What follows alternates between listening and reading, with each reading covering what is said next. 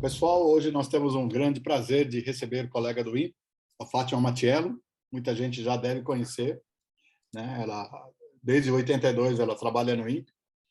Hoje ela atualmente é coordenadora de ensino, pesquisa e extensão, né, do INPE. Ela fez o cursinho de computação no ICMS USP São Carlos, fez mestrado no INPE e doutorado em engenharia de computação pelo ITA. Ela participou de vários projetos de missões espaciais e pequenos satélites, SCD, SACI, SPORT, NanoSat CBR2, que foi gerente da missão, e CONASAT. Ela é docente hoje dos programas de pós-graduação no INPE de Engenharia e Sistemas Espaciais, tanto no mestrado quanto no doutorado, e também colabora como docente na Universidade Federal do Rio Grande do Norte, na área de Engenharia Aeroespacial.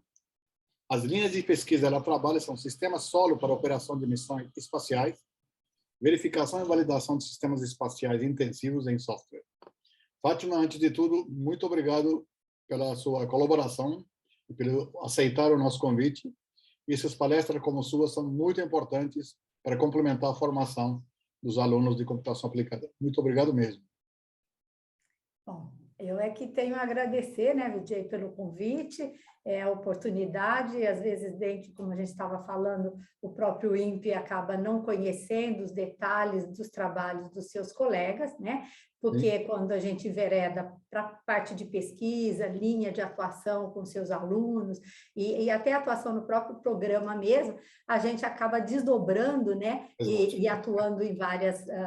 e tendo iniciativas, ações aí, que acaba que nada, ou não dá tempo, ou não tem oportunidade de compartilhar. Então, eu acho que eu fico muito agradecida também pela oportunidade, espero não decepcioná-los, ou pelo menos não, atender certamente não. minimamente a expectativa, tá bom?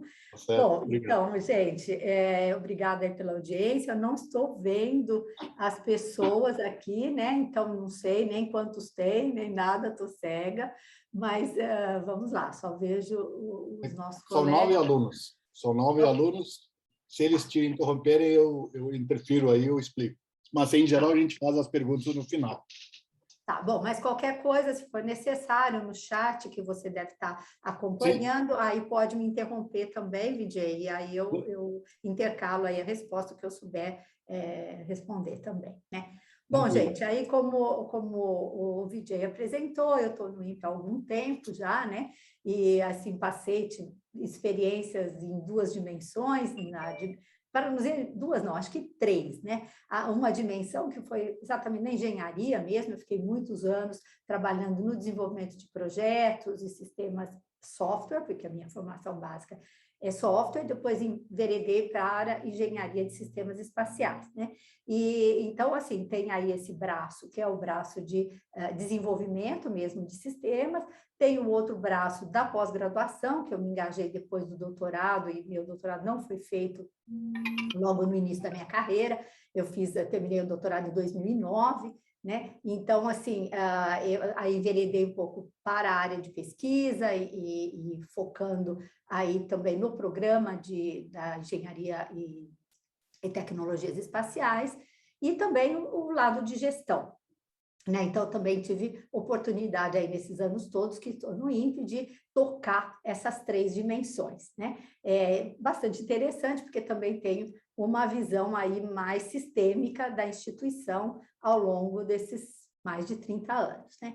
Bom, eu não vou entrar em detalhes aqui, eu botei esse slide, eu coloquei esse slide mais para resumir o que eu estou fazendo atualmente, né? E está destacado em azul, né? Eu sou docente, então, do curso de Engenharia e Gerenciamento de Sistemas Espaciais, né? Do curso dentro do programa de Engenharia e Tecnologias Espaciais. Também sou docente da Engenharia Aeroespacial, que tem mestrado lá na Universidade Federal do Rio Grande do Norte, e atualmente coordenadora de ensino, pesquisa e extensão no INPE, tá? No âmbito aí dos projetos de satélite, né, eu ainda atuo e sou envolvida com o GODES. Vocês estão me ouvindo, tá ok? Tá. Eu ainda atuo no CONASAT, que é uma plataforma, um UD nanosatélite, que foi comprada em Natal, né, no centro nosso regional do Nordeste, na COEN, e quando eu atuava como coordenadora dos centros regionais. Eu fiquei na posição de coordenadora dos centros regionais de 2017 a 2019, quase 2020, né? Quando, meados de 2020, depois que eu assumi a COEP. E então também participei da missão esporte um pouco, né? Era responsável pelo segmento solo, depois aí com o rearranjo da estrutura do INPE, ficou para a divisão de pequenos satélites, e aí eu assumindo a COEP, não mais dei continuidade ao esporte. Atuo também como membro do CEPRIME, que é o Centro de Projeto Integrado de Missões Espaciais, ligado à engenharia e tecnologias espaciais, sou ponto focal na parte de conceito de operação. Tá? Bom, também atuo, né, na linha de pesquisa aí no laboratório de verificação e validação de sistemas intensivos em software, que é, vamos dizer, a minha natureza, aí, o meu DNA, né, a parte de teste, verificação e validação. E também, desde 2019, quando a gente aprovou um projeto no H2020, né, naquela chamada Horizon da europeia, eu sou responsável vamos dizer, eu sou ponto focal, ou o responsável pela participação do INPE neste projeto, que eu vou falar um pouquinho para vocês também, tá? Bom, o conteúdo, então, da minha apresentação, ele vai aí, eu vou passar pela questão, né, base, que é a evolução do software em sistemas espaciais, depois um pouco de projetos, de missão, os projetos das missões espaciais que a gente tem no INPE, né, esse respaldo de normas e toda, vamos dizer, o arcabouço estrutural e normativo para desenvolver, então, missões de satélites, né, o destaque, então, para a qualidade do processo e do produto de software, e aí endereçando verificação e validação, e depois a gente passa, então, para os desafios, né, que verificação e validação você tem sofrido por conta, então, do advento dos CubeSats, da missão CubeSat. Aí a gente vai para esse detalhe, que é o foco em testes de interoperabilidade e robustez, e a experiência nossa em algumas missões de CubeSat no INPE. Por fim, eu vou dar a conclusão, dar um apanhadinho disso aí e falar do projeto Advance para vocês, tá? Bom, então vamos lá, né? O papel aí do software, né? A gente sabe que no mundo, né, o software cresce cada vez mais, ou seja, cada vez mais a gente tem funcionalidades implementadas por software, e nos vários setores aí da sociedade, né, dos domínios de aplicação, da sociedade e tal. E também a evolução, né, das tecnologias, das ferramentas,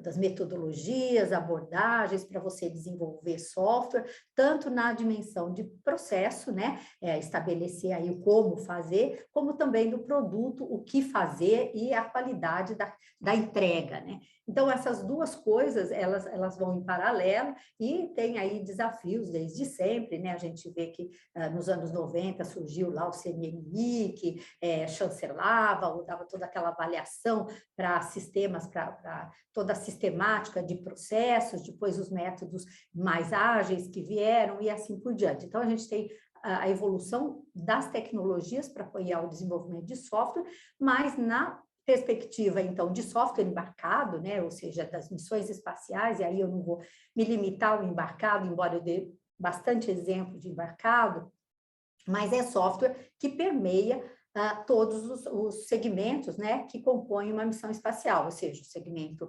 espacial, o segmento solo e o segmento usuário. E toda essa mudança que vem vindo, né, vamos dizer, ao longo dos anos aí, e para isso eu estou me respaldando um pouquinho nesse artigo da Sarah Sherd. Ela fala um pouquinho sobre essa relação, os desafios, né, nessa relação entre sistemas e software em satélite, né? E aí vocês vão pegar, quando puder, dar uma lida, é interessante porque ela destaca, então, como é que essa presença do software, né, evoluiu nos sistemas espaciais, e agora, né, o desafio da relação mesmo sistema espacial e software, software nesses sistemas de satélites, né? Bom, então vamos lá. A gente tem aqui, né, a parte, então, do que é um sistema intensivo em software, né? Então, quando a gente fala em satélite, a gente tem aí a plataforma do satélite, né? Também temos o segmento solo. A plataforma, então, ela é composta normalmente de ter o coração aqui, que é o software de bordo, né, o Onboard Data Handling, e alguns subsistemas que também não estão proibidos de ter software embarcado. Cada vez mais a gente tem funcionalidades implementadas por software, FPGA e assim por diante, né? Essencialmente, no segmento solo, a gente tem a parte de controle e o conceito original de centro de missão, né? Basicamente, 2 sistemas intensivos, ou quase todo software, praticamente, né? Claro que tem hardware da antena e toda essa coisa da infraestrutura de solo, mas o coração e grande parte é software, né? E depois temos também, assim, a evolução de que algumas funcionalidades já não ficam mais só pelo Onboard Data Handler, mas elas estão implementadas, por exemplo, tem computadores próprios aí, tipo o computador do subsistema de controle de atitude, que ele, então, trabalha com sensores e atuadores e tem vida própria, né? Claro, reporta a sua saúde para o Onboard Data Handler, mas ele tem vida própria. Tá? E temos também, né, a complexidade aí da missão. Então, quando você embarca, né, nesse segmento na plataforma do satélite, e você vai embarcar as cargas úteis, que, de novo, elas podem estar muito dependentes desse processamento e desse software do Onboard Data Handler, ou elas também podem ter vida própria, ali, ter um processamento local e, de novo, mais sistemas intensivos em software nessas partes, tá? Bom, então, assim, a gente, com essa figura, né, que não é de hoje que eu tenho essa figura, acho que vocês vão ver isso em outras apresentações minhas, mas para mim, esse é o pano de fundo e é o fio da meada da coisa, tá? Bom, então, falando, então, da Sarah, né, ela fala que a evolução, então, do software nos satélites caminhou da seguinte forma: dos anos 60 aos anos 70, ela era quase que um pontinho ali, isso está mapeado, né, vamos dizer, eu entendi que essas figuras ela fez meio que proporcional, né, colocando aí a quantidade sendo o fundo, né, o hardware, tá? Então, teríamos aí um pontinho só de software, poucas funcionalidades implementadas por software. Nos anos 80, a gente já começa a ver, né, computadores menores, mais leves e potentes, e inclusive, assim, o próprio controle de atitude, que eu mencionei agora, e a gente, então, precisando de mais software e a comunidade reconhecendo a importância do software embarcado aí nesses equipamentos, tá? Bom, nos anos 90, a gente, então, se depara com a tecnologia de comunicação ponto a ponto. Então, é bem mais explorada, né? E você começa a perceber que software fala com software mesmo a bordo, ou seja, ele não está encapsulado no computador de bordo. E isso a gente vê claramente, né, nessa figura aí que eu falei, que é meu pano de fundo. Então, o que acontece? Quanto mais você distribui, né, e faz o software ter lá o seu... Cada subsistema ter a sua própria solução e implementar várias funções por software, você começa a ter a interação entre esse software e o computador de bordo. E, certamente, acrescentando, né, funcionalidades ao computador de bordo para poder garantir a saúde desse satélite, já que satélites estarão voando, funcionando em órbita, né? E, portanto, sem facilidade de manutenção. Então, é muito importante que a gente tenha, então, confiança no funcionamento desses softwares embarcados e as suas comunicações aí, né? Então, você tem aí diferentes hardwares, né? Tendo o seu próprio software embarcado e tendo, então, que interagir com esses softwares, tá? Bom, muito bem. Nos anos 2000, a gente tem, então, uma outra abordagem, que a indústria começa a perceber a importância do software, né, nos satélites. Por quê? Ela começa a perceber a necessidade, então, de coordenação com protocolos, barramentos. Por quê? Porque antes a gente, então, começou a ver que tinha essa comunicação ponto a ponto, e essa comunicação estava poluindo de verdade e dando uma certa confusão, e aí a indústria percebe que aí tem um nicho para que ela desenvolva, então, protocolos, barramentos e tal, e sistematize essa questão mesmo nos satélites, tá? E aí, né, pulando para o mundo mais próximo, né, 2010, com o advento, então, de CubeSat, mas não necessariamente por causa dos CubeSat, mas você começa a perceber que os barramentos já estão bem estabelecidos e começa, então, a indústria e os sistemas de satélites perceberem, então, esse conceito de interoperabilidade bem mais maduro. E aí você começa explorar essas interfaces, essas conexões e esses elementos, agora é o que é mais importante, arquiteturais do software. Por quê? Porque agora, antes eles estavam encapsulados, né? Então não bastava o que eles estavam fazendo lá dentro. Na verdade, era entrada e saída e você via como caixa preta. Agora, você começa a ver que ele tem muita facilidade de se comunicar, e aí as questões arquiteturais vão engessar ou vão facilitar, né, essas comunicações.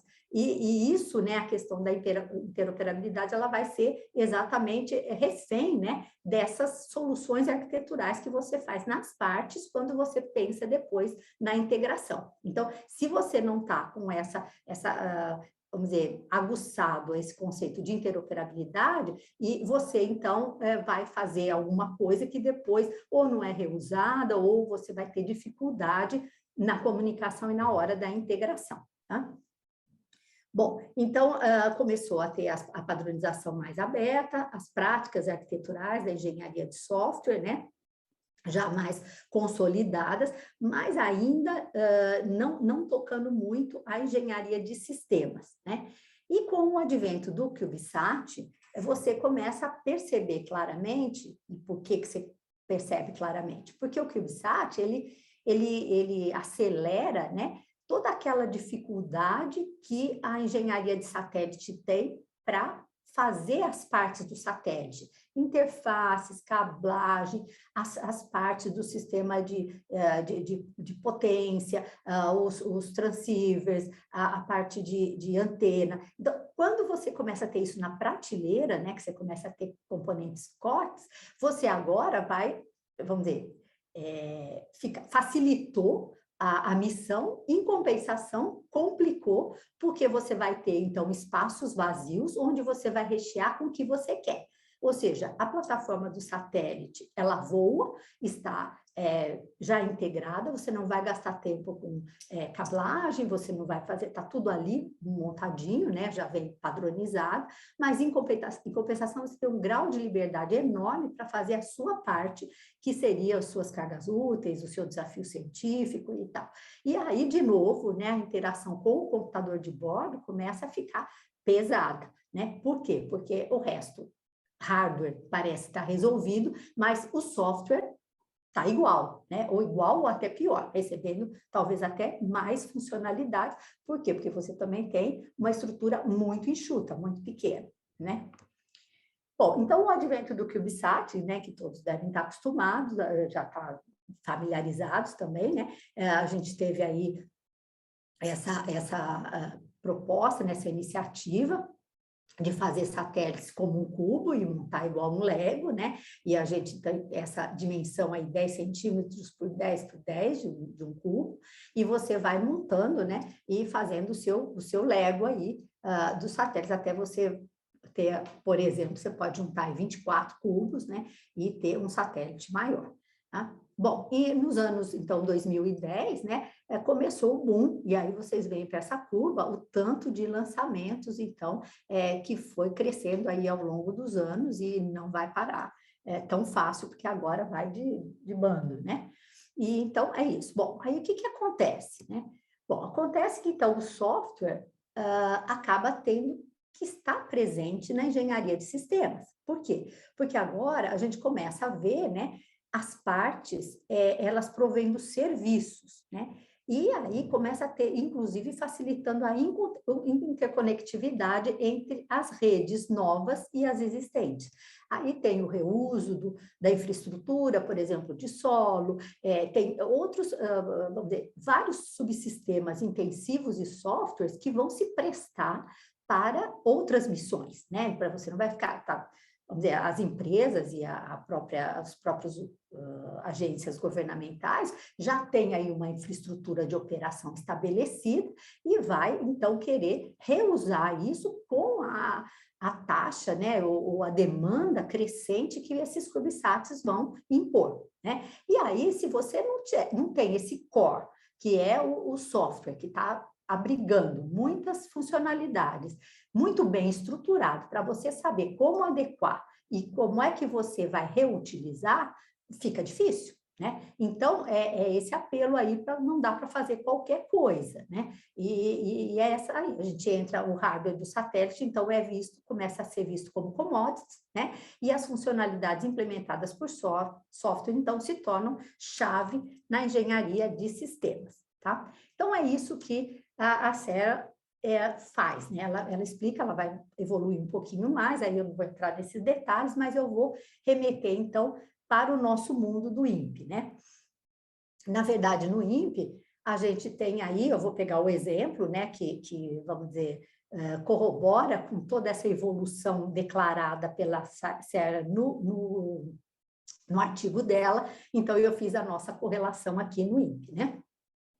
O que acontece? A gente tem, desde os anos 90, missões, né, que estão desenvolvidas aí, foram desenvolvidas pelo INPE, começando pelos SCDs, né, coleta de dados, e nesse mundo de coleta de dados, a gente teve ali os satélites, os SCD-1, SCD-2, que ainda estão, né, muito na UTI, mas estão lá, tem os Cibers, né, toda a família Cibers, que também carregava como carga útil secundária, um transponder de coleta de dados, né? Então, a gente, de alguma forma, tem constelação desde os anos, vamos dizer, desde 2000, nós trabalhamos com constelação de satélite na versão do sistema de coleta de dados. Por quê? Porque a gente tem uma soma aí de famílias, né? 2 famílias que lidam com isso.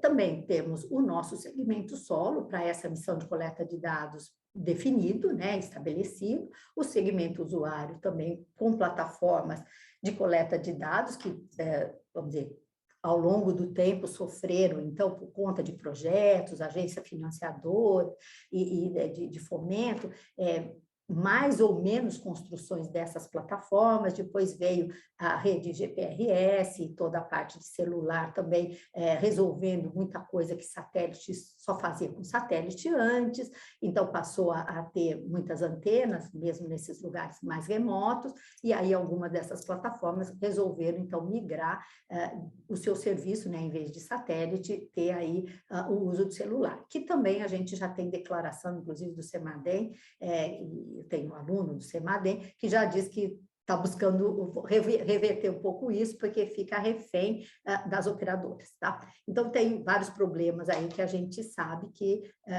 também não existe solução ótima, tecnológica ótima e duradoura, né? Elas vão se adaptando. Bom, então a gente percebe que esses sistemas, né, para configurar todo esse arranjo aí, nós temos, então, uma interação bem grande, né, entre sistemas intensivos em software, tanto do segmento solo, espaço e usuário. E aí começa a ter, então, um desafio a partir dos anos 2020, né? Onde a gente começa, então, a ver esse sistema como acoplamento de sistemas de sistemas, né? Então, nós vamos, então, fazer essas missões, ou seja, a constelação, ela continua, né? Mas ela continua, talvez, até com um grau de liberdade que antes a gente não tinha, né? A gente afunilava isso tudo ou concentrava, como vamos dizer, o ator principal era o INPE, né? Fazendo toda a gestão e controlando, centralizando o segmento solo, o segmento usuário e o segmento espaço, até aí os anos 2020 e tal.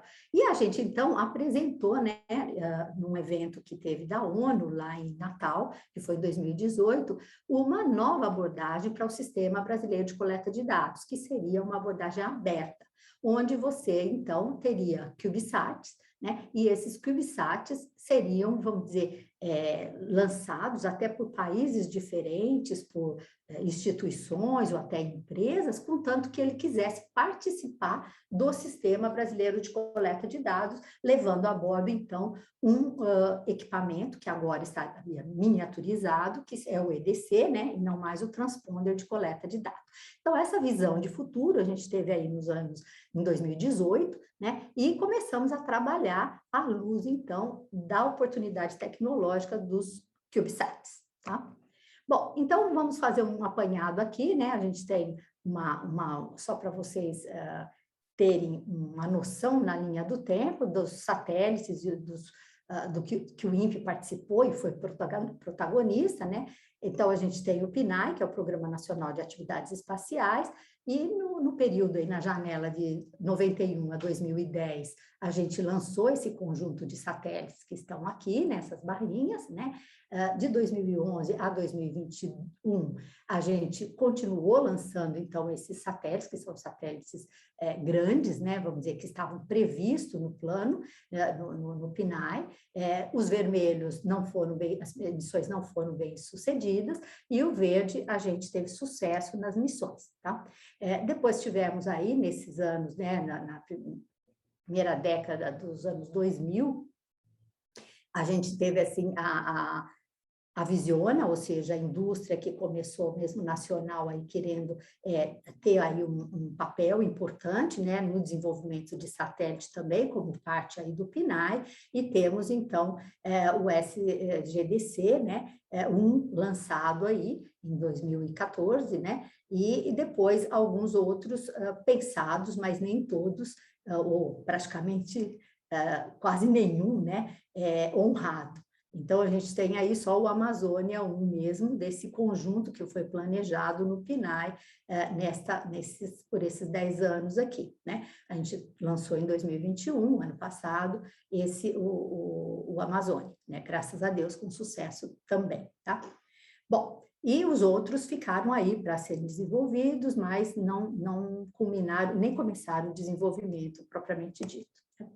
Bom, no mundo, então, de nanosatélites, a gente teve também uma participação, ou seja, o INPE se envolveu, né, ou como apenas de apoio no laboratório de integração e teste, ou também como protagonista, né, no desenvolvimento, os nanosatélites aí. Começou com a SP-14, né, na cooperação com o ITA, depois o programa NanoSat-BR, que é a cooperação do INPE com a Universidade de Santa Maria, né? O INPE tem uma unidade regional em Santa Maria, e aí a cooperação com a universidade, ela é muito, assim, estreita, é uma cooperação importante, de longa data, e a gente, então, tem esse programa de nanosatélites, né? E foi lançado, então, em 2014, o BR1, e agora, no ano passado, o BR2, tá?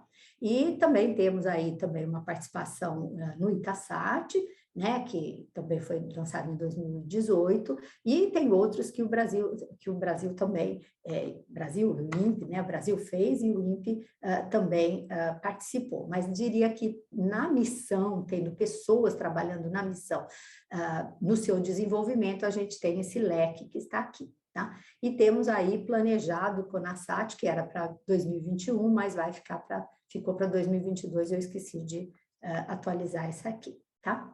Bom, e aí, né, como é que a gente desenvolve esse software para missões espaciais? Como eu disse meio lá no resumo, né, do meu conteúdo, a gente tem as normas, né, que nos assessoram nesse desenvolvimento, né?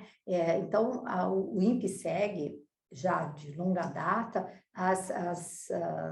as normas europeias, né, que é esse European Cooperation for Space Standardization, o CCS, ECSS, né? Essas normas, então, elas estão aqui nesse site, qualquer um pode baixar essas normas, tá? Basta acessar, se cadastrar, elas são abertas, né? E por que elas foram concebidas? Elas foram concebidas pelas agências espaciais europeias quando eles começaram a envolver a indústria, né, no desenvolvimento de satélites. E isso, os fornecedores tinham que ter minimamente um padrão e ter de se disciplinar um pouco esse engajamento e esse fornecimento de partes do satélite, e aí as normas, então, foram criadas por esse arranjo aí entre a indústria e as agências espaciais europeias, tá? E o INPE, por tradição, né, começou ali no passado, muitas pessoas foram formadas na França, né, e tiveram treinamento para poder construir os nossos SCDs, e aí a gente herda, então, essa tendência, né? Mas é claro que não está limitada a ela, porque tem vários projetos que o INPE segue com a NASA, e a NASA tem também as suas normas, né, e o INPE as conhece e segue também quando acha que é mais adequado ou que, por relações internacionais, elas também são determinadas aí que seja usada a norma A ou a B. No caso do esporte, por exemplo, né, que é o CubeSat, onde o ITA que está liderando o desenvolvimento da plataforma, e o INPE entra no segmento solo e usuário, o que acontece, e na parte científica, né, o que acontece é que assim, a NASA tem uma oferta das cargas úteis que vão ser integradas, então, no satélite, e, portanto, as normas da NASA são mais utilizadas do que a ECSS, tá? Bom, mas o que temos aqui na ECSS, né? Nós temos, então, ela é estruturada nesses braços, né? Então, temos aqui a figura do gerenciamento do projeto, né? Então, tem várias brochuras aqui que endereçam essa questão, tem a qualidade do produto, né? A garantia do produto, e tem também as engenharias. Nas engenharias, a gente tem todas as especificidades, né? A engenharia de sistema, a engenharia eletrônica elétrica, a mecânica, a engenharia de software, né? Comunicação, engenharia de controle e sistemas de solo e operações. Cada brochura dessa, então, tem lá suas referências e preconiza as boas práticas para serem seguidas aí nos sistemas espaciais. Então, eu vou trazendo só essa como exemplo, né? Essa daqui é a 70C, então, que ela traz a parte do sistema solo e toda a comunicação, né? Ou seja, o que se espera do sistema solo, a sua estruturação macro, né? Para operar o segmento espacial, né? E todo esse arranjo de subsistemas aqui, né? Dessas partes-chave que estão na estação, que compõem o segmento solo, e como é que essas coisas se combinam para que você possa, então, fazer a operação de um dado satélite aí, que tem a sua especificidade na plataforma e nas suas próprias cargas úteis, tá? Então, aqui a gente vai fazer esse arranjo, né, por missão, tá? Bom, um exemplo típico, né, e aí quando a gente pensa nesse arranjo por missão, é exatamente o que a gente chama aí do conceito de operação, né? Então, vamos pensar, lá nos anos 90, né, com a lógica da comunicação ponto a ponto, o Sistema Brasileiro de Coleta de Dados foi concebido, né, e foi concebido com esse conceito de operação, onde a gente tem, então, um segmento usuário, composto de plataformas de coleta de dados que estão distribuídas aqui no território nacional, vai existir um satélite, um ou mais, né, que pela sua órbita vai visitar essas estações, essas PCDs aqui, e vai pegar os dados que elas estão continuamente coletando desse conjunto de sensores e empacotando e transmitindo para o satélite em UHF. E aí, ao mesmo tempo, com a visibilidade desse conjunto, né, de PCDs e de uma estação solo, então, ou em Cuiabá ou em Alcântara, né, esses dados são imediatamente espelhados para solo, Tá? Então, esse é o conceito de operação, coleta daquele conjunto de visibilidade que o satélite tem e sincronizado com a visibilidade também da estação solo para que possa fazer o download desses dados em banda S. Tá? E quando ele recebe esses dados, né, esses dados de PCDs, eles têm toda uma arquitetura aqui da payload, ou seja, da carga útil do satélite, né, que era um transponder de coleta de dados, ele simplesmente faz esse espelhamento, mas depois ele requer aqui em solo um equipamento que vai fazer recebe em canais diferentes e faz a recuperação dos dados, ou seja, ele faz um processamento aqui local na base da antena para transformar esses dados, né, que vieram aí, esse trem de bits que veio na banda S, em mensagens de PCDs, para que o centro de missão, né, em Natal, faça a distribuição para os usuários. Que usuários? Aqueles que têm as suas PCDs instaladas, que usam esse serviço do satélite, tá? Então, fica lá, né, disponível numa base de dados para que os atores aqui venham buscar esses seus dados. E aqui a gente tem vamos dizer, uma fotografia, né, do tipo de PCDs que a gente tinha nos anos 90, quer dizer, a gente tinha muitas PCDs hidrológicas, aí tem a meteorológica e do agro eram menores. Agora eu diria assim, nós não temos tantas PCDs por problemas de manutenção, muitos atores aqui, os stakeholders, eles saíram do sistema, né, até porque migraram para outras tecnologias, mas externam o seu interesse em voltar para o sistema, tá? Bom, então aí tem aí os aspectos, esse aspecto estrutural, né, de conceito de operação. Bom, aí a gente tem a hierarquia dos sistemas espaciais, que estão na norma, né, nessas normas SSS, e você percebe que o software, ele está lá no último nível, né?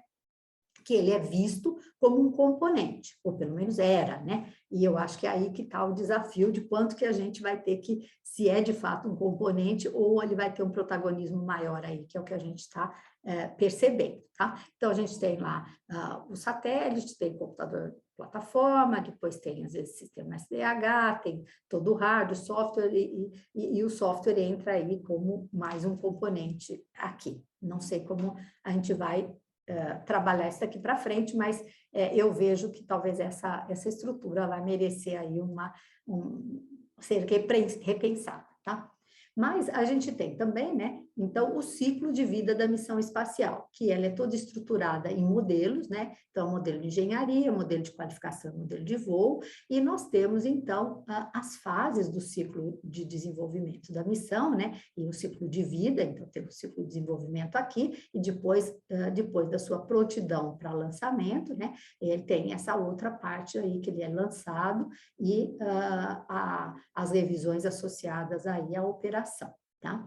Bom, e também não vou entrar nesse detalhe, o que eu vou entrar em detalhes um pouco mais é o software, como é que o software se insere nesse mundo, né? Então, mesmo sendo um componente lá embaixo, ele tem seu lugar, né? Por que que ele tem seu lugar? Porque ele também tem que ser desenvolvido, né? E aí, essas barras...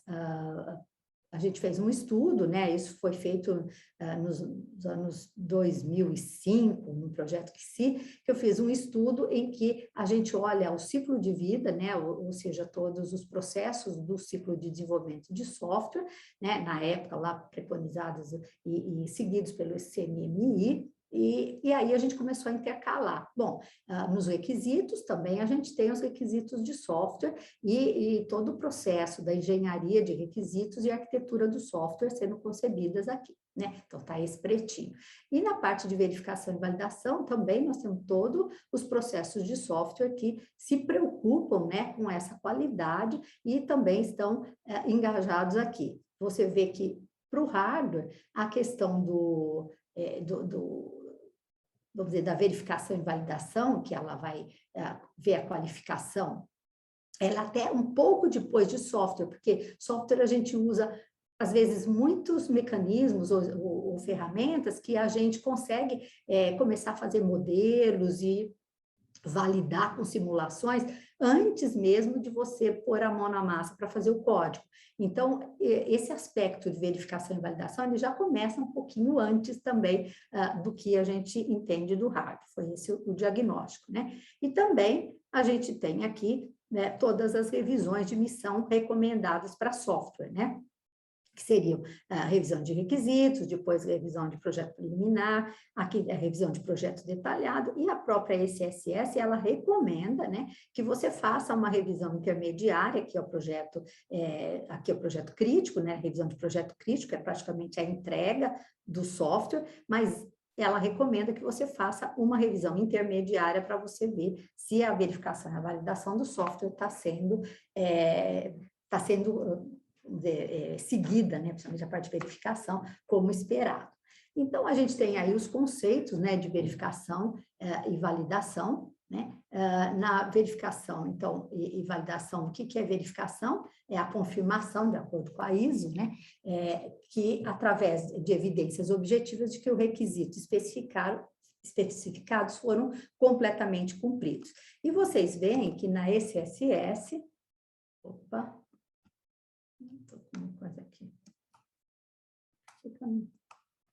e que na ECSS, né, pela E40, que é a norma da engenharia de software, né, o processo de verificação de software, então, ele objetiva confirmar a existência de especificações e entradas, ou seja, artefatos adequados, então, para toda atividade e que as saídas são corretas e consistentes. Então, ou seja, você está construindo o produto certo, né, de uma forma correta, né?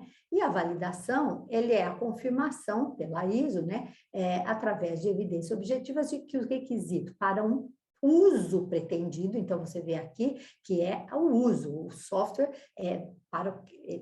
com as funcionalidades desejadas ali pelo seu stakeholder, por quem está contratando aquele software, né, foram completamente cumpridas, né? E o processo de validação, então, de software, conforme a ECSS 40, ele confirma que as funções e desempenho estabelecidos pelo requisito base estão corretamente e completamente implementadas no produto final. Então, construir, então, o produto certo. No outro, você constrói certo um produto de software, e aqui, ou seja, usa melhores práticas, os artefatos corretos, mas aqui você, na validação, você valida, né, que é o produto que realmente se espera, ou seja, as funcionalidades esperadas. Tá? Bom, então, esse é todo o arcabouço de verificação e validação, né, requisitos e especificação, e você tem aí a produção, e, portanto, você vai usar os métodos de verificação que também estão preconizados aí na E10.2, né, que são teste, revisão de projeto, análise e inspeção, tá? Bom, também não vou entrar nesse detalhe, mas teste é muito importante também, né? O VJ vai concordar comigo. Então, tá. E aí, a gente tem agora, né, uma experiência aí no desenvolvimento de software, né, de software embarcado, em que a gente segue a ECSS, né? Por que eu não consigo? Aqui, ó. A gente seguiu a ECSS e fizemos, então, esses documentos, né, para que a gente experimentasse um processo de verificação e validação. Isso foi um projeto de pesquisa que eu tive de 2004 a 2008, de qualidade de software embarcada, e aí a gente fez todos esses documentos e seguimos todas as revisões para poder vamos dizer, sistematizar, né, um processo de teste bastante criterioso com o uso de modelos, né, de teste baseado em modelos, ferramental, e foi uma experiência bastante interessante, tá? Bom, mas aí, qual era o foco, né? Era ter aquele software embarcado muito bem controlado dentro, né, de um subsistema, no caso aí o computador de bordo. Então, a gente saía de linguagem natural, né, da especificação de linguagem natural, usava modelos formais, e o nosso objetivo era realmente embarcar o software na placa do computador de bordo, né, E tinha todo, então, o processo de desenvolvimento a partir desses modelos formais. E tendo, então, que usar qualidade, usar as ferramentas, né, adequadas para que a gente pudesse trabalhar com a qualidade do processo e a qualidade do produto. E aí a gente, então, investigou bastante essas questões de verificação e validação e como é que a gente podia, então, tirar, né, desse processo toda uma sistematização dos testes, tá? Bom, de uma forma resumida, então, né, a gente tem aí que as normas, né, ou as missões tradicionalmente desenvolvidas, elas seguem aí essas disciplinas da ECSS, e tem aqui ou seja, que preconizam, né, que você deve seguir um ciclo, né, de desenvolvimento bem caracterizado, com verificação e validação do software também bem definida aqui, mas você encaixa isso, né, ao longo do desenvolvimento das missões, que normalmente são longas, tá? Bom, a gente costumava, né, no INPE pelo menos, usar esse desenvolvimento em cascata aqui, né, incremental, normalmente incremental, em que você faz as revisões dos requisitos, ou seja, você tem bem definido, por conta da setorização do software, você tem bem definido o que vai fazer, não tem muita surpresa nos requisitos, e novos requisitos de missão, né, e aí você consegue fazer um desenvolvimento que culmina, então, com a entrega, né, da parte do software código pronto, e você vai fazer a integração, então, de sistema. Para isso, você segue a Q80 e a E40, né? Aí a gente tem a qualidade do produto de software, então, como é que eu vou dizer, acompanhada, vamos dizer, zelo por ela, né? Está disciplinado todos os passos para que você vai fazer os testes unitários, você segue o modelo V, né? Desenvolve primeiro concebe o sistema, depois você vai conceber as partes, e aí até chegar em componentes, e aí você vai voltar nos testes unitários, começa dos testes unitários, integração, então, das partes do software e assim vai, né? E a gente, então, fez também o uso, né, de metodologias para aceitação desse software, ou seja, você tendo uma primeira versão, você já faria, então, a partir de modelos, você segue aí a COFI, que é o teste de conformidade e injeção de falha, para que a gente pudesse automatizar, né, os casos de testes para essa aceitação desse software que seria, por exemplo, contratado na indústria, né? Tem todo, vamos dizer, um ônus aí para você fazer os modelos, mas depois você tem a riqueza, né, desses casos de testes e da completude dos testes muito maior, porque está sistematizado aí em funcionalidades mais macro, né, e que fica a validação, ela reflete mais a expectativa do usuário. Então, se demonstrou aí uma ferramenta de bastante ser rica, né, para a sistematização dos testes, e o que corrobora com a abordagem de Model-Based Testing, né? Bom, também temos aí na E40, né, que a gente olha, então, a questão da engenharia propriamente dita, né, então, tem os detalhes dos requisitos, da engenharia de software, a parte de aceitação e todos os pontos preconizados, então, pela norma. Bom, então eu vou voltar agora, né, nesse ponto final aí, que é a hora que a gente fala do conceito de interoperabilidade que amadureceu lá à luz, né, do artigo da SERA, né? Quando, então, a gente que casa os 2010 aí com os CubeSat. O que os CubeSat, ou seja, essa nova tecnologia que eu meio que mencionei no começo, ela traz agora de desafio para a gente? Primeiro, o hardware é padronizado e os componentes são COTS, são componentes de mercado, não são aqueles componentes caros que faz a missão ser barata, né? E também tem o padrão. Então, tendo o padrão, você tem um ciclo de vida mais curto, né?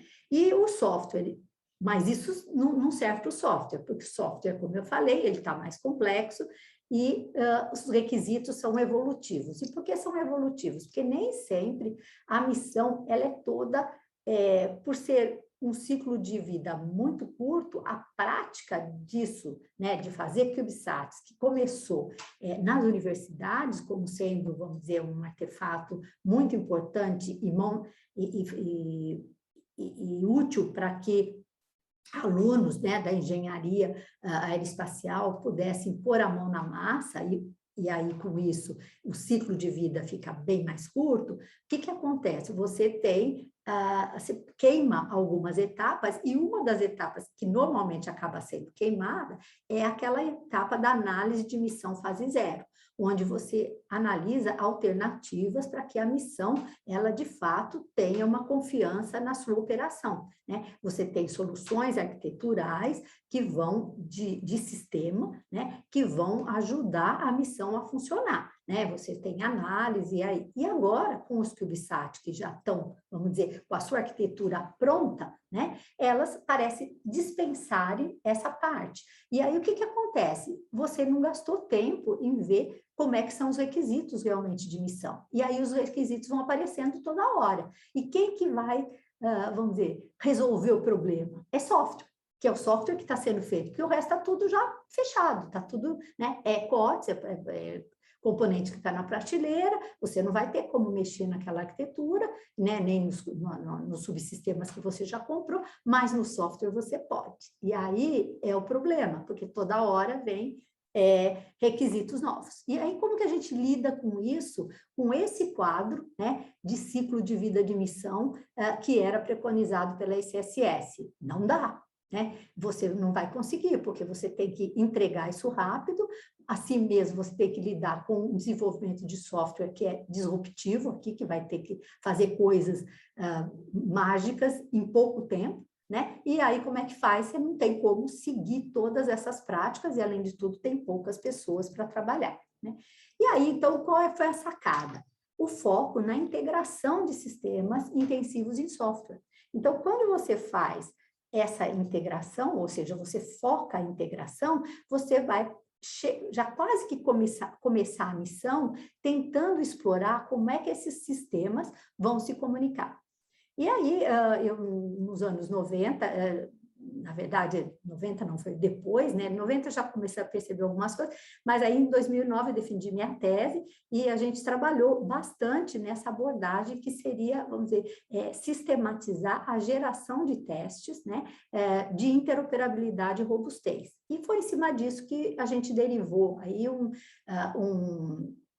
e eu tenho explorado desde essa data, né, desde de 2012, com os meus alunos, essa questão de interoperabilidade, né? E a gente faz o quê? Modelos, né? Tivemos aí um TCC na USP, logo em 2014, que fez esses modelos, o PAL, e a gente chegou a fazer simulações aqui, né? Nessa abordagem de interoperabilidade e robustez, fazer simulações, não só para gerar casos de teste, mas depois para derivar a geração de código, porque uma vez que você tem esses modelos prontos, a gente tem código que pode embarcar em Arduinos.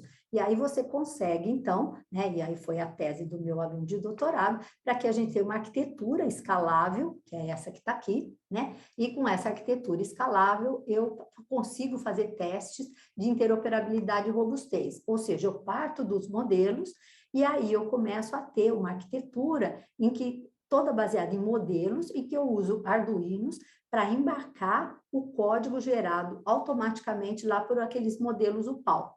E aí, no ambiente de hardware, né, mas um hardware que não é o hardware que vai ser embarcado no satélite, mas é uma extensão do barramento, ou seja, eu faço uso do I2C e de um hardware aí ligado com Arduino, eu começo a ver como é que esses softwares embarcados aqui vão interoperar, né? Então, eu logo no começo da missão, sem ter o satélite, nem comprei o satélite ainda, mas eu já posso começar a exercitar a lógica dessa missão e a lógica da interação entre essas diferentes partes que eu estou prevendo embarcar nesse satélite.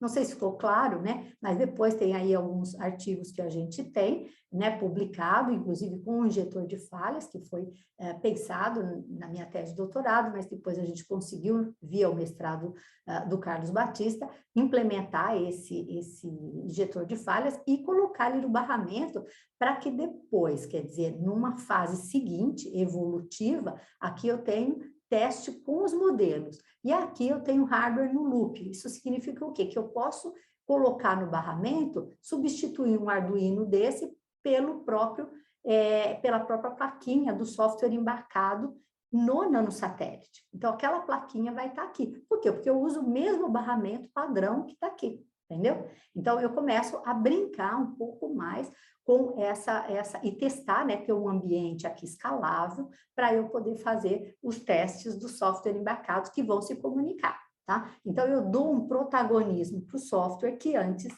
não tinha, né? Bom, aqui a gente tem mais esse ambiente, né? Falo novamente dele, acho que eu já expliquei, mas eu acho que ele é um bom potencial que a gente teria que usar mais, né? E a partir dessa experiência, né, a gente então consegue, ou tentamos aqui fazer uma redução do tempo de desenvolvimento, então, do software de bordo, né, do software embarcado. Em vez de ser um desenvolvimento, desculpa, muito meio que incremental ali, a gente passa a ter uma coisa que evolui, né? Ou seja, mais circular, né? Então, você tem requisitos e arquiteturas, aí você faz o projeto e implementa, e você já começa a refinar e evoluir o seu software aqui. Ou seja, com requisitos não tão bem estabelecidos, você gasta um tempo aqui com esse ferramental para você ficar confiante no seu sistemas imersivos de software, entre a especificação, que depois vai ser meio que evolutiva, até a entrega do software propriamente dito, que você vai mostrar por meio do RIO, ou seja, do hardware no loop, né, de que aquele software embarcou corretamente, né? Ou seja, ele foi carregado na placa e ele vai fazer parte lá dos subsistemas e vai fazer o que ele precisa fazer, já interoperando com as outras partes, porque o protótipo aqui no RIO já foi validado. E aqui a gente começa com o 1000. Tá? Então, com essa lógica, né, e foco em integração, a gente achou e publicamos aqui que isso seria, então, uma contribuição para esse desenvolvimento de software para nanosatélites, tá? Bom, nós usamos essa lógica aqui no Nanosat BR2, eu fui gerente dessa missão, né? Claro que a gente teve heranças desse hardware, foi comprado há muitos anos, foi comprado junto com o BR1 em 2014, ficou guardado no LIT, tivemos muitos problemas para poder verificar se ele estava saudável, se a arquitetura, se o hardware estava em ordem, foi bem na época do Covid, então tivemos aí que ver todo mundo de máscara, foram os heróis aí dos meus alunos e mais a Jenny, que conseguimos fechar a missão, porque estava pago o voo, né, pago o lançamento, e conseguimos fazer aí, heroicamente, esse satélite voar. Ele funcionou por algum tempo, mas por conta da anomalia magnética do Atlântico Sul, supostamente nós tivemos aí uma explosão solar que casou com um momento em que o satélite deu uma travada. Ou seja, a gente só tem aí status, né, do satélite daquela data que ocorreu o problema, né? E depois travou ali e a gente não tem atualizado o software de bordo, quer dizer, o software de bordo não está trabalhando, não sei se ele não está trabalhando, o problema é que o transmissor só tem na sua memória, né, o último status, e se ele não escreve outro status, ou se ele, porque o computador de bordo porque ele tem problema, o computador de bordo manda outro, mas ele não é capaz de escrever, ou se o computador de bordo teve problema e não sabe fazer outro status, isso a gente é uma incógnita, a gente não sabe, né? E é isso. Então, enfim, é uma missão aqui científica tecnológica, né? Tivemos vários instrumentos, cooperações com universidades também, né?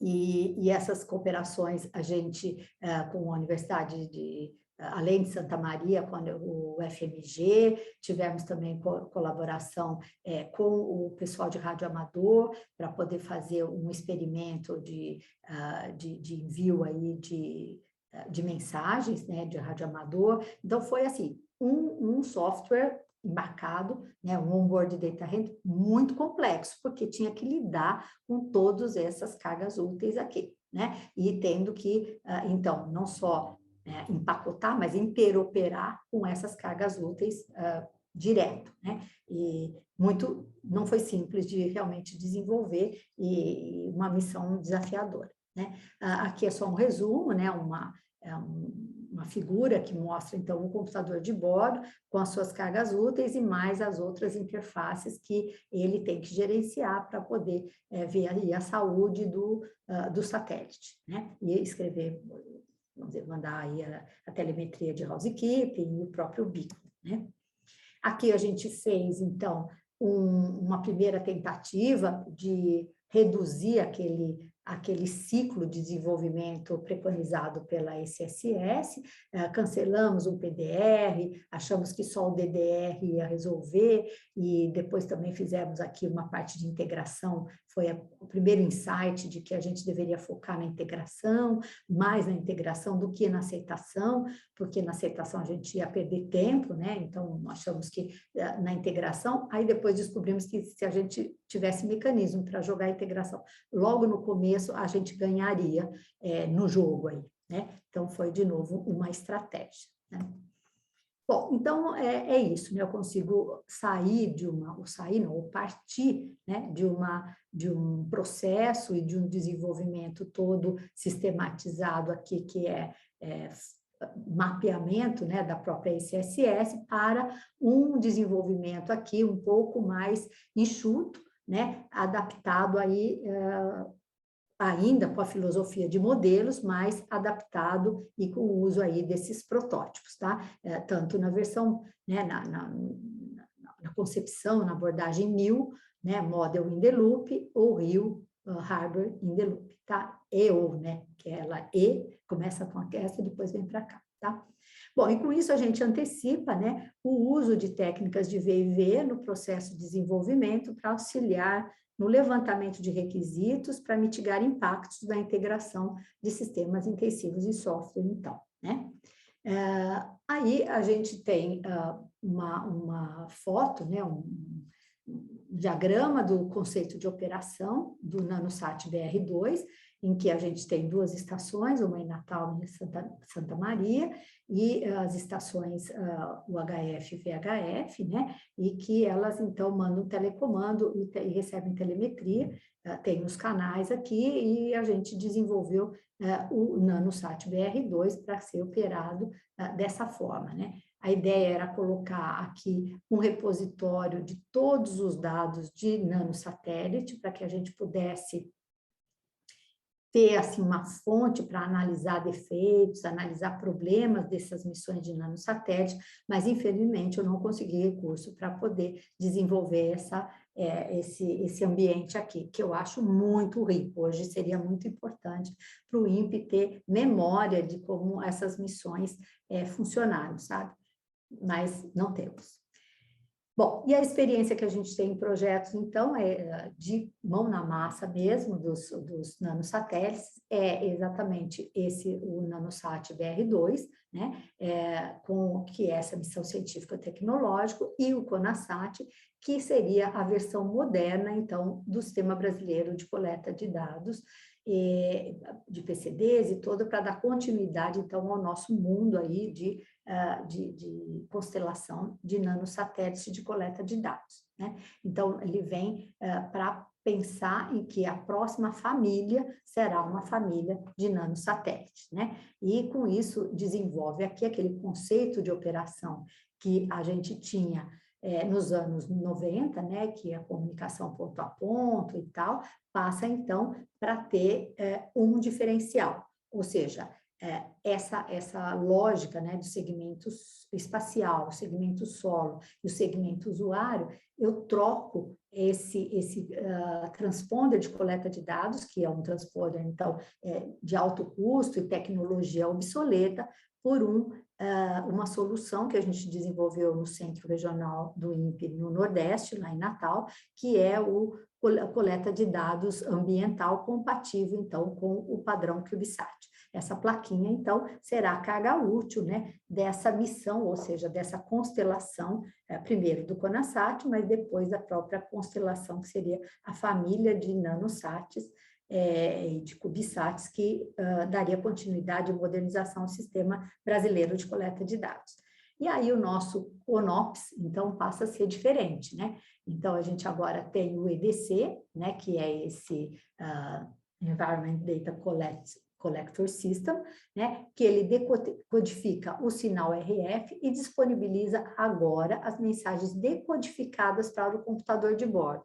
E isso é uma evolução muito importante, porque na placa que antes aqui só fazia o espelhamento, né, agora nós vamos ter um processamento a bordo, né, para que aquele papel que o Procode fazia em solo não precisa mais ser feito e a gente consegue disponibilizar direto os dados para a estação de Natal, ou seja, a gente não precisa toda essa infraestrutura de solo para fazer a operação desses satélites.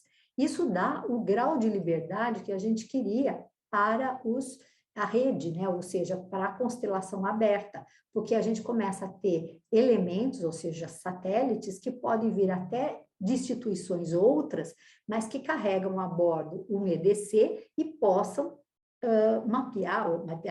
visitar, né, e coletar dados, ou seja, servir esse sistema de coleta de dados. Basta que eles coloquem nesse repositório, que é em Natal, ou por meio de rede, né, solo, essas informações de coleta das plataformas que eles adquiriram os dados, tá? Bom, isso é vamos dizer, uma visão que vai ao encontro exatamente dessa ideia que nós plantamos ali lá em 2018, né, quando concebemos esse Global Open Collecting Data System, tá? E estamos entendendo que isso é viável, tá? De uma forma, então, resumida, o que a gente tem? A gente tem um processo de VIV, né, pensado agora para nanosatélites, tentando lidar com o uso de cortes, com ciclo curto de projeto, com equipes pequenas, e, por outro lado, com missões complexas, com sucesso operacional que a gente precisa garantir de alguma forma, porque muitos desses, a experiência que temos, que muitos desses satélites, nanosatélites, eles falham, né? E eles falham por quê? Porque eles começaram com aquela abordagem de que era satélite educacional e a grande missão era ensinar aluno. Quer dizer, voar propriamente dito e funcionar é meio que segundo plano, apesar de ser caro, né? E que eu não defendo, porque nesse caso você podia fazer só teste em solo e dar por feito, né? Mas não é assim. Lança-se e fica mais uma missão lá que não funciona. Então, a gente tem que começar a zelar por esse sucesso operacional e também lidar com mais funções implementadas por software. Então, a gente sabe, né, que o sucesso da missão em órbita depende dessa confiança na integração dos sistemas intensivos em software. E aí, o que a gente recomenda, né, pelas experiências que eu compartilhei com vocês até agora? Antecipar no ciclo de projeto esses aspectos de interoperabilidade, né? Também o uso de abordagens do tipo Model Based System Engineer, Model Driven Engineer e Model Based Test para automatizar atividades e reduzir o tempo, então, de desenvolvimento da missão. Também o uso de ambientes de teste padronizados e técnicas de teste baseado em modelos, né? Para a gente ter, vamos dizer, casos de teste, poder ter reuso desses testes nas diferentes etapas do desenvolvimento, né? Ou seja, você concebe, depois você quer fazer pequenos ajustes, ou seja, você tem aí um ambiente de teste que pode ser escalável, evolutivo, e a gente tem a memória dos testes anteriores, né? Também o desenvolvimento evolutivo de sistemas intensivos em software, então, orientados ao teste de integração, né? Então, acho que é isso. Bom, na perspectiva de mais, vamos dizer, estratégica e, como eu falei, concebida ali nos anos 2018, né, naquele evento que tivemos da ONU, a ideia era como explorar, então, abordagens de verificação e validação para essa constelação GOLDS, né? Esse foi um contexto aí, a gente estava num momento de um contexto estratégico em que os nanosatélites eram atividades desenvolvidas nos centros regionais do INPE, né? Eu estava à frente aí dos centros regionais, e a gente, pelo fato de estar muito próximo das universidades, começamos a pegar, né, estrategicamente, essa cooperação com as universidades, para poder ter também, apoiar todo também teve uma iniciativa do governo de criar nas universidades os cursos de graduação em engenharia aeroespacial. Então, a gente ficou meio casando, né, essa oportunidade, e eu achei que deveríamos, então, trabalhar com essa parte do INPE, fomentar, por meio dos seus centros regionais, essa interação com as universidades. Então, passamos a fazer o desenvolvimento de missões de nanosatélites com foco educacionais, né? E estimular, então, a parceria com as universidades federais locais, lá de Santa Maria e o INPE em Natal, e também em Fortaleza, né? E promover pesquisas e desafios científicos, então, em verificação e validação de sistemas de sistemas. E aí veio, então, a gente teve aí nesse caminho, né, já um trabalho muito bem feito, que foi do mestrado do Danilo, né, que ele começa, então, que ele finalizou agora no ano passado, né, no começo do ano passado, e que trata exatamente de modelagem do conceito de operação, para a gente fazer análise de missão fase 0, para que a gente tenha, então, a concepção de missão bem melhor caracterizada do que simplesmente uma junção de cargas úteis, né? Aqui, então, veio essa contribuição. Tivemos também, então, os desafios, como fazer essa modernização do Sistema Brasileiro de Coleta de Dados, né? Isso eu já meio que mencionei, a obsolescência tecnológica que o sistema tínhamos lá, né? E a ideia, então, de uma constelação de pequenos satélites no conceito Cyber Physical System of System, né? E o que é isso, né? Cada satélite da constelação seria um Cyber Physical System independente, né? Ou seja, ele tem a sua própria operação, ele tem o seu próprio conjunto de segmento solo, espaço e segmento usuário, mas ele pode dedicar um tempo para a coleta de dados ambientais, né? Alguém quer mencionar alguma coisa? Não. Tá, pode. A operação, então, dos satélites seriam satélites constituintes do GOLDS, né? E aí você teria, vamos dizer, a reposição desses satélites de forma continuada, ou seja, você mantém a constelação e a revisita por conta de vários atores entrando e saindo do sistema, tá? Bom, tem aí todo um desafio, né? E por isso a gente partiu aí para explorar melhor esse conceito de Cyber Physical System, né? E depois Cyber Physical System of System. E aí, nesse momento, né, a gente também teve oportunidade aí de fazer o projeto Advance, que eu vou falar ele já, né? Então, teve uma chamada em 2018 desse H2020 e a gente submeteu, então, o projeto, que é Addressing Verification and Validation Challenge in Future Cyber Physical System. E, com isso, eu coloquei o Sistema Brasileiro de Coleta de Dados, né? Fui convidada para fazer parte desse projeto, a gente começou, ele foi aprovado, e foi aprovado porque o INPE entrou como um desafio na área espacial para essa montagem de constelação na visão ou na perspectiva Cyber Physical System of System, Foi um dos estudos de caso do projeto. Bom, o projeto foi interrompido, né? Tivemos só 1 ano de projeto, foi aprovado para 4 anos de duração, mas como ele é a mobilidade de pesquisadores, tanto pesquisador sênior como júnior, que seriam os estudantes, né, de pós-graduação, a gente, com a Covid, teve que interromper. E ele foi retomado agora em 2022 e deve seguir até 2024. E aí, nesse contexto, a gente tem várias oportunidades que eu quero compartilhar com vocês, porque se vocês tiverem alunos interessados, para a gente conversar, né, e tentar, vamos dizer, aproximar, e agora eu, vamos dizer, sentada aí na cadeira da COEP, né, faço muito gosto de que a gente deu um empuxo bom na internacionalização dos nossos programas de pós-graduação.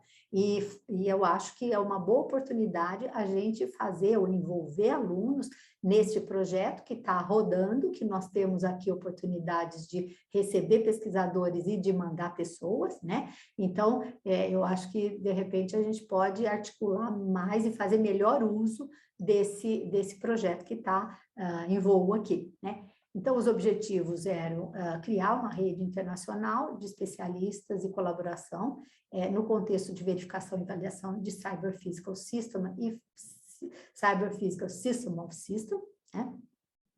Treinar estudantes e profissionais no estado da arte e tópicos avançados na área, desenvolver pesquisa em conjunto em busca, então, de um objetivo comum, tá? Se vocês quiserem, acessem o projeto.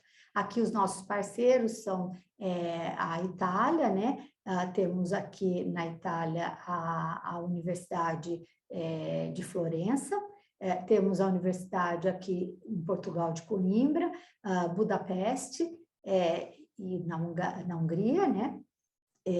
Temos a Colômbia, também Campinas, a Universidade Estadual de Campinas, a Unicamp, e no IC, né, Instituto de Computação, o Instituto INPE, né, e a Resitec, que é uma startup, né, vamos dizer, da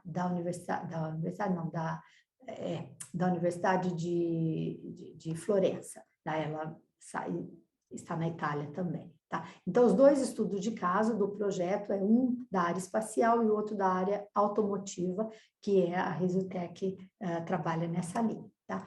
Bom, são aqui, como eu falei, o do INPE, então, é um Sistema Brasileiro de Coleta de Dados, né? E que seria a visão moderna do sistema na leitura Cyber Physical System of System, e o outro estudo de caso é a validação de sistemas operacionais open source para a implantação de Cyber Physical Systems de larga escala, né? Aí eles têm toda a parte de acoplamento de redes e tantos de vias automotivas, como também de vias de ferrovias na Itália, tá?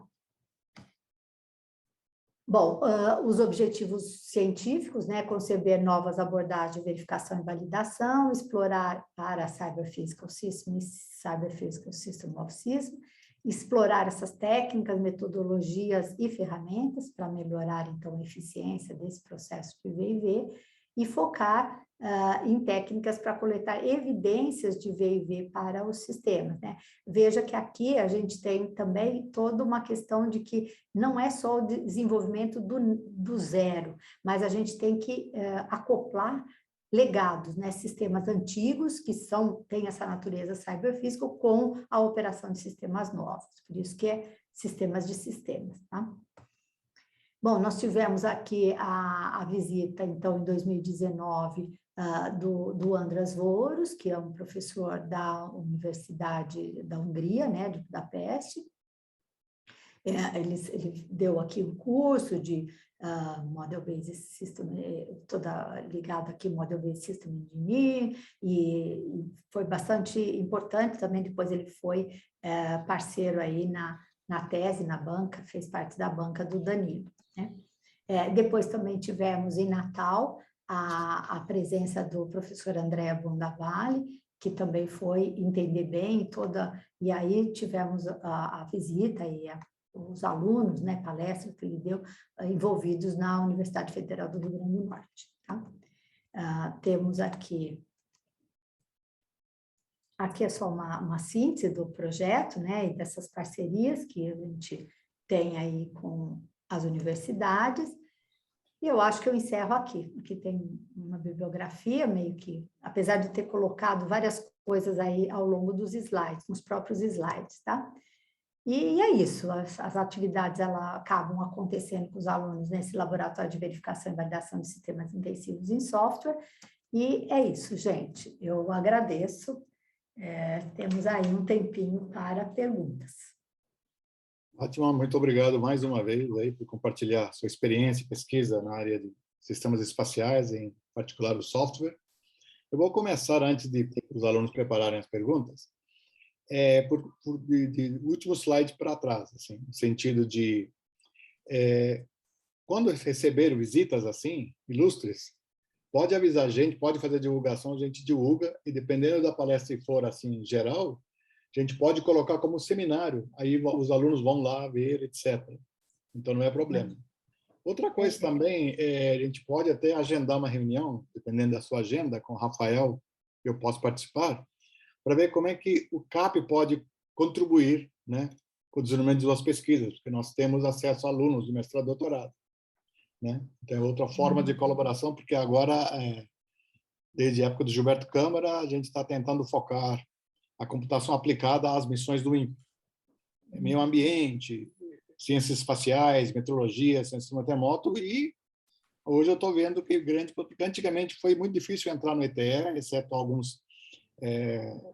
algumas colaborações, porque o DJ conhece alguém, não sei quem conhece alguém, né? Então, nesse sentido, você lembra da Ana Ambrosio também, foi a cooperação com vocês aí, começou com o Plavis, né? Sim, E sim. nesse sentido, eu acho que vale a pena. Eu vou combinar com o Rafael, um dia a gente conversa pelo menos para ver se tem sentido, né, fazer, porque vocês também têm o seu programa, né? Então, que a gente não tem uma interseção, a gente pode trazer alguns problemas que vocês precisam resolver para a computação aplicada. Mas aí a gente pode conversar mais tranquilo. Sobre Perfeito, software, super bem-vindo. tá? Eu vou combinar com o Rafael, a gente marca, aí a gente vê como é que a gente segue nessa colaboração aí. Sobre software, né, validação, verificação, porque eu escrevi muito código até 2006. E a época era, eu faço software e não tem erro. Ou seja, mesmo os programas espaciais, NASA, Europa, pensaram assim, mas quando teve problemas sérios de acidentes, perda de recursos, começaram a mudar o foco da importância de verificação e validação de software. Então, o INPE certamente está na direção, né? Inclusive órgãos espaciais como China, Índia, até Rússia, talvez, têm levado a sério, né, a importância de qualificar o software, né, que antigamente a gente não dava muita importância, né? Aquela história, o satélite está em cima, se acontecer alguma coisa, não tem jeito de você trazer, consertar e ir embora. Tá? Então, nesse sentido, a sua palestra foi excepcional, né, mostrando a importância de verificação e validação. Porque eu lembro muito, eu trabalhei muito na área de metrologia, e tinha programas legados, né, de Fortran, com comentários: não mexa nesse bloco, porque se mexer não vai funcionar. A gente não sabe o que faz, mas sem isso aqui não funciona. Então, porque não, é outra época, né? Hoje as pessoas estão mudando. Então, nesse sentido, agradeço demais a sua experiência, sua pesquisa, por compartilhar com a gente. E eu vou tomar a liberdade de convidar você também para o seminário geral do Computação Aplicada, que tem todos, porque isso é uma disciplina, né? Mas seminários do CAP seria muito interessante, porque você vai abranger os alunos de todos os temas, né? Então, nesse sentido, é muito importante para eles terem uma ideia dessa parte do INPE que você faz parte aí. Bom, pessoal, eu vou passar perguntas para vocês. O Matheus Miranda escreveu: o NanoSat, que coleta dados ambientais, né, processamento a bordo, envio para o local de recebimento desses dados, ele está perguntando se pode ainda fazer espelhamento dos dados brutos para quando, numa situação de corrupção ou falha, ter o backup e enviá-los para a central de recebimento. Ele está no chat, não sei se você quiser ler a pergunta de novo. senão eu leio de Deixa eu novo. ver se eu vou pegar aqui. Não, eu acho que eu entendi. Ele está querendo ter uma redundância, né? Eu acho que a redundância, ela poderia ter em solo, né? Ou seja, você está com um pouco de dúvida de quão bem o satélite faria o seu serviço ao coletar o dado, né? Será que ele entregou o dado ou não? Né? Então, você teria, vamos dizer, você queria uma redundância para você ter ali na fonte, que seria a PCD, uma forma de você guardar, né, ou armazenar, ter uma base histórica dos dados coletados. É isso? Matheus, você não quer... Não sei se você está com o microfone. Ah, sim, isso mesmo. É isso mesmo, Fátima. É isso mesmo. Então, bom, o que a gente tem é que existem, né, várias, como eu comentei aí ao longo da palestra, várias PCDs ou redes de PCDs migraram para o sistema GPRS, né? Ou seja, o uso de chip celular para poder mandar os seus dados diretamente para os donos das PCDs, para os proprietários, para os centros lá. A Agência Nacional de Água tentou fazer isso também.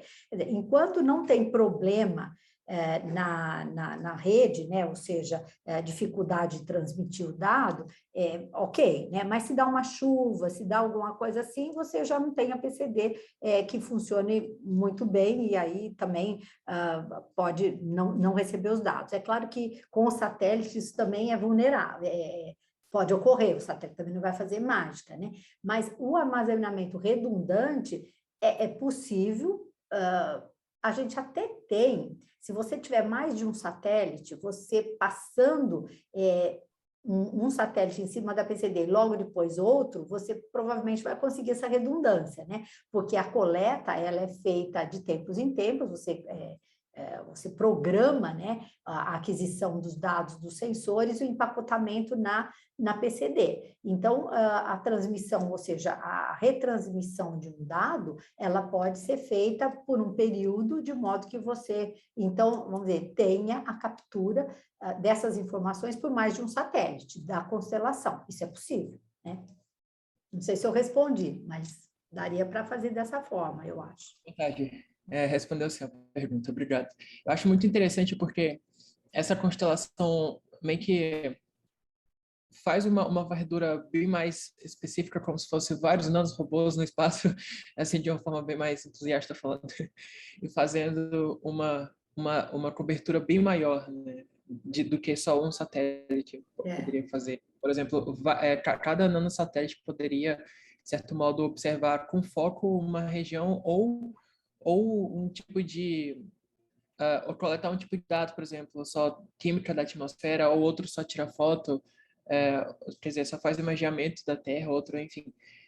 Eu acho isso muito legal, porque dá para fazer uma combinação, quer dizer, várias combinações de dados e fazer uma análise muito mais precisa, e quem sabe até previsões, utilizando o machine learning. Então isso é muito legal, abre muito espaço. E obrigado por trazer isso para a gente, é empolgante.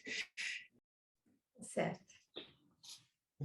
Lamosa, quer perguntar? Olá, estão me ouvindo? Boa tarde, obrigado pela apresentação, Fátima, bem interessante, né? Não conhecia essa linha da ITE. Na realidade, eu gostaria de fazer uma dúvida e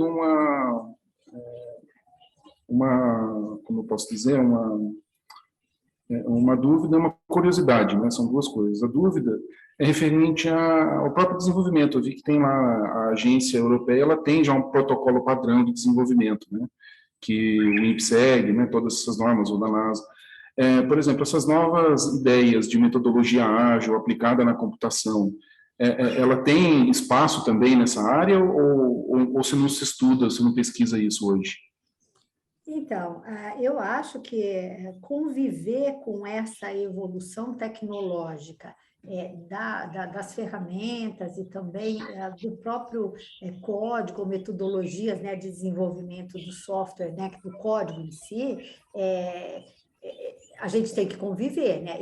Eu abstraio isso nesse mundo aí, porque eu tenho focado em teste. Eu vejo o código, a arquitetura aí como sendo algo que já vem pronta, e, claro, eu vou abrir para olhar, dependendo do nível de teste, talvez até chegar em unidade mesmo, olhar a parte arquitetural, mas a gente não explorou isso ainda. Eu acho que seria realmente um nicho muito importante vocês, né, da CAP complementarem, né, vamos dizer, avançarem nesse estudo para ver quanto que a parte espacial também evoluiu com, vamos dizer, linguagens, dinâmicas de desenvolvimento, usar métodos ágeis, a próprio ciclo de vida dos métodos ágeis, quais os impactos dele aqui, nessa questão da verificação e validação, né? Se ele se acopla bem ou não. Eu trouxe uma coisa que, vou dizer, que eu explorei com alunos, que é essa questão do ambiente de teste escalável no mundo Mil e Rio, para eu reduzir o tempo e focar em integração. Mas, veja, integração por quê? Porque eu senti o problema da interoperabilidade, senti que está faltando, né, essa coisa do conceito de missão melhor explorado, porque senão você vai fazer o quê? Um satélite fazer um junta, sabe? Só junta as coisas e não vai dar certo, porque você não vai saber explorar a missão direitinho, entendeu? Então, eu entrei meio que nesse mix de engenharia de sistemas com o V&V de software, dos sistemas intensivos de software. Mas tem um mundo aí para ser explorado e vocês super bem-vindo, até pelo VG e ter falado, né, de vocês contribuírem com o projeto Advance, e eu tenho muita vontade de que esse projeto Advance, porque que ele permeie, não vou dizer os 7 programas de pós-graduação do INPE, mas muitos, pelo menos mais de um. Por que eu acho isso? Porque eu vejo que, primeiro, ele não nasceu na ITE, ele nasceu no INPE, numa oportunidade mixa aí, de eu estar na ITE, mas ao mesmo tempo ser chefe coordenadora dos centros regionais e ter esse lado de verificação e validação já no sangue, né? Então, saiu por aí. E agora que eu estou, né, e o projeto ainda está comigo e tem essa oportunidade de continuidade, e eu estou na COEP, eu entendo que para o nosso programa de internacionalização, que é aquele programa geral do TAPG mesmo, do INPE, né, de internacionalização da pós-graduação, os 7 cursos podem se beneficiar de um envolvimento nesse projeto. Eu não vejo problema nenhum. E agora a curiosidade vai em cima da interoperabilidade mesmo, né?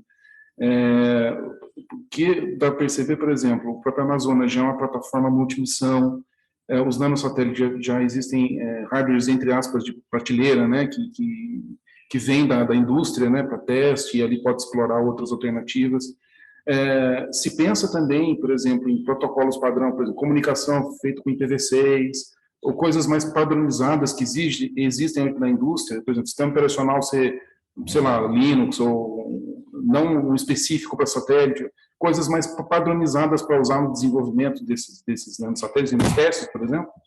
Existem, sim, existem. As universidades, elas exploram muito isso, sabe? Todo esse lado mais aberto, esses padrões, vamos dizer, que é um lado COTS, vamos dizer assim, de software, né? Então, eles exploram, sim. Agora, não pegou, não colou ainda. Talvez tivesse que ter mais estudos, comprovar a efetividade dessas técnicas, o quanto são vulneráveis. E aí, eu acho que se a gente não tiver um sistema de verificação e validação bem estabelecido para poder separar a qualidade, por isso que eu comecei de cima para baixo, entendeu?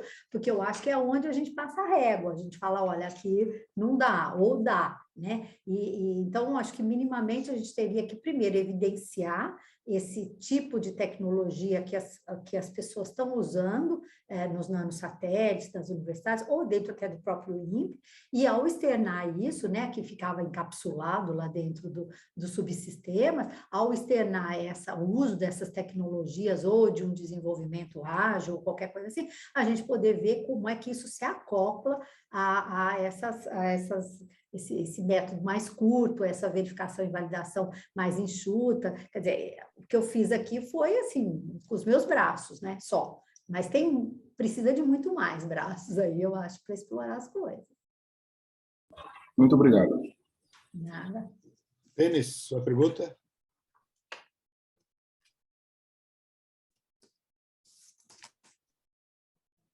Denis?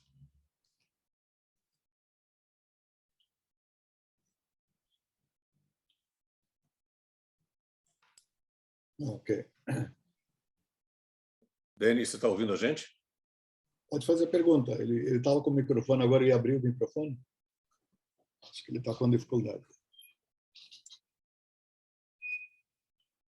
Bom, Rafael, não sei se chegou a ouvir a sugestão que eu dei para a Fátima.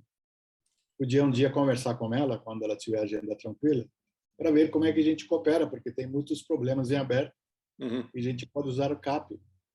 Também falei para ela, como é via print, ela está trazendo pesquisadores, que a gente pode colocar nossos alunos nos seminários dela, ou trazer o INPA. Né? Interessa sim, Fátima. O VG comentou aí também que a gente está tentando dar uma guinada na CAP, já tem alguns anos isso, é uma coisa gradual, né? Para que a gente faça realmente computação aplicada aos problemas do INPE, porque você deve saber que nós recebemos muitas críticas de dentro e de fora à computação aplicada, porque as pessoas viam a computação aplicada como sendo um dos 3 cursos de computação que tem aqui no Vale do Paraíba. E eu tinha que reforçar dizendo que, primeiro, o nosso era mais antigo, o nosso é o melhor avaliado, e o nosso é o único que atende às necessidades do INPE. Não adianta, por exemplo, a gente ter um programa de computação aqui no vizinho, se eles não vão trabalhar nas missões do INPE, nos problemas do INPE.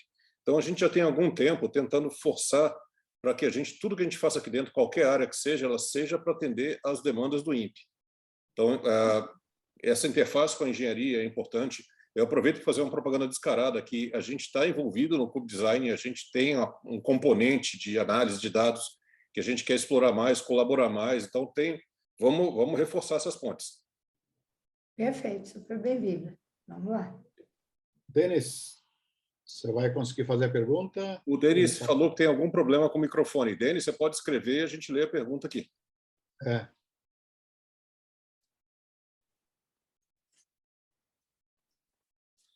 A pergunta dele é em relação à linguagem de programação do Arduino. É a mesma linguagem de padrão C++? Essa você responder, mas vou deixar para a Fátima. Não pode responder, não. Eu prefiro que você responda, pode responder. Eu não posso nem falar para ninguém, ainda mais em público, que o programa de vez em quando escondidinho, senão vão me colocar para ser técnico. Mas é uma variante do C. Eu não sei se ela tem alguma extensão que você permita fazer alguma coisa orientada a objeto. Mas é um brinquedo super interessante. Você pluga ele no USB do computador, baixa uma IDE gratuita, e ela até onde eu sei, é um subset do C. Aí a pergunta dele ela seria convertida para a linguagem do CubeSat? Não, você embarca, né? O que a gente fez foi modelar em UPAL, né? Em Time to Input, Output Automata, e daí usar um gerador de código para que ele gere o código para embarcar no Arduino, né? Ferramenta com ferramenta. Agora, o diagnóstico de quão bom esse código gerado foi, isso eu não tenho. Né? Talvez até outra investigação que temos que fazer para chancelar essa coisa, porque senão a gente está fazendo teste também num modelo comportamental que, de repente, quando você joga lá o software, né, o código real, ele distorceu o nosso comportamento, aí ferrou, né? Então, tem que ver. Então, entendeu? Aí tem que ver. Então, é mais outra coisa que tem que desmistificar, né? Você vê, pesquisa é assim, tem... Mas é isso deles, é isso aí que o Rafael falou, é realmente uma variante aí do C, né? E, então vai gerar um código lá. Mas como o C também tem toda aquela coisa de que muito, vamos dizer, você tem muita ferramenta, você tem um grau de liberdade muito grande no C, a amarração fica muito por sua conta, assim como a amarração fica muito por conta da ferramenta. Então, assim, a qualidade do código gerado é uma coisa questionável, tem que ver, depende do programador, como depende da ferramenta, né? E eu acho esse acho não, gostaria muito de ter assim, igual gato, ter não sei quantas vidas, para ver se eu conseguir um dia trabalhar com isso também, mas não temos. Aí tem uma pergunta também do Denis, se os códigos são comunitários, totalmente públicos ou disponíveis os projetos envolvidos?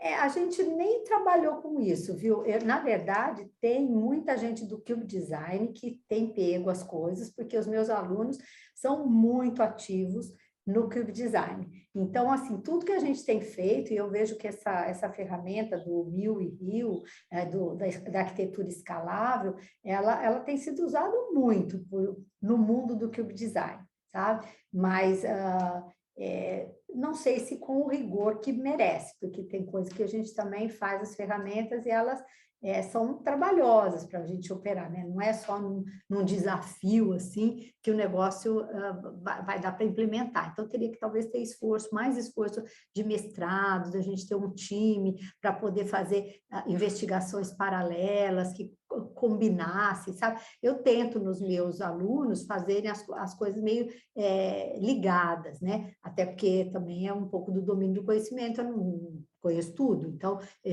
muito pelo contrário, conheço poucas coisas, então eu foco nessas coisas incrementais, assim, um faz um injetor de falha, o outro pega uma outra coisa que a gente defende, depois aí conceito de operação, e aí vai no simulador, entendeu? Mas eu acho que a hora que tiver, por exemplo, código, acho que vejo que a CAP ajudaria muito se a gente pudesse ter braços para focar nessa outra dimensão.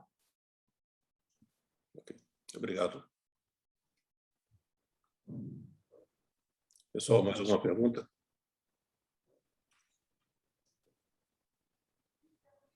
Ok, então volto para você, Vijay. Não, tranquilo. Só para encerrar, Fátima, mais uma vez, muito obrigado. Como te falei, vou explorar a sua bondade para chamar você para ciclo de seminários do programa. E aí a gente combina, vou combinar com o Rafael, a gente negocia com você um horário, a gente vai conversar e ver como é que a gente avança, né? Como o CAP pode ajudar a contribuir com os problemas abertos aí do ETE, né? Que é para o INPE. Tá? Mais uma vez, Fátima, muito obrigado outra vez. Tá? Sempre será bem-vindo aqui. Okay. Eu que agradeço imensamente aí a oportunidade, mais uma vez, né? E estou realmente à disposição. Vocês podem me mandar e-mail, vamos ver. O que eu conseguir fazer, podem contar comigo, tá bom? E a gente vai conversar sim, com certeza. Muito obrigada, obrigada pela audiência aí e as perguntas também, tá? Muito obrigado, Fátima. Boa tarde, obrigada. Boa Páscoa aí. Obrigada para vocês também. Semana que vem, Vijay, nós temos seminário. Eu esqueci se vai ser feriado ou não. Eu acho que temos, né? Não, nós temos seminário do CAP. Seminário do CAP tem quarta-feira desse disciplina tem seminário. Ok. Né? Então, pessoal, eu vou falar, então não esperem muito o que eu vou falar. Ok. Então, tá bom? Mas a gente vai conversar. Estou saindo. Tchau, tchau. Obrigado, Só dá um tchauzinho aqui para fazer. Obrigado, Tomás. Print screen. Tchau, tchau. Tchau, tchau.